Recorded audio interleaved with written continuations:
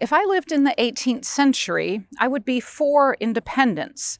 It would not be a decision that I would come to lightly, of course. My family would have most likely been here in Virginia for several generations. But as Mr. Jefferson wrote in his Summary View of the Rights of British America, the unhappy differences between King George, his Parliament, and the American colonies are not going to be resolved anytime soon. So if we are to have a government that respects its citizens, we must create our own. If I lived in the 18th century, I would be against declaring independence. As a British subject, I have rights that have been guaranteed to me for thousands of years by Magna Carta. I have the right to a fair and speedy trial by a jury of my peers. I am innocent until proven guilty before a court of law. As an unmarried woman, I can buy and sell property at my pleasure. I can open and run a business. I can sue and be sued in a court of law. I can leave my property to whoever I wish without anyone's permission. Why would I risk giving that up with this new government? How can I be certain that they will guarantee my rights the same way the British Crown has? We represent 3 different trades here, and all those trades might look at the question of independence a little differently. Now, spinning is a household chore, so you're going to get a pretty wide variety depending on the number of households you have.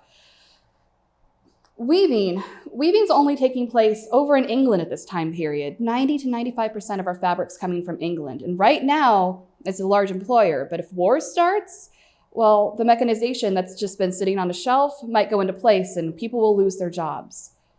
But an English or Irish weaver who might be coming to America hoping to start a career there, well, they might like the idea of independence starting a lot more. And the dyers, why would a dyer want to fight with England? All of our supplies are coming from England.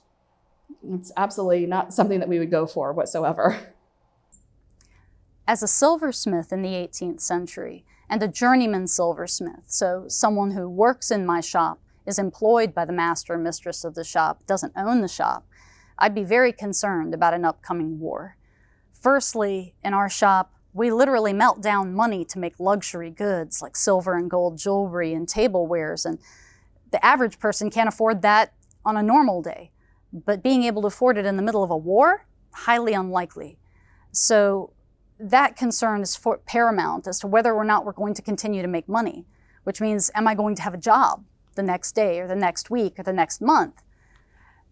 Couple that with the fact that we're also seeing the folks like the Sons of Liberty running around, and these are people that want everyone to join the patriot cause, which is very laudable. It's very worthy of applause. However, they want me to boycott British goods, and if I boycott British goods, then we're not going to have people coming into the shop as much, and my family might starve.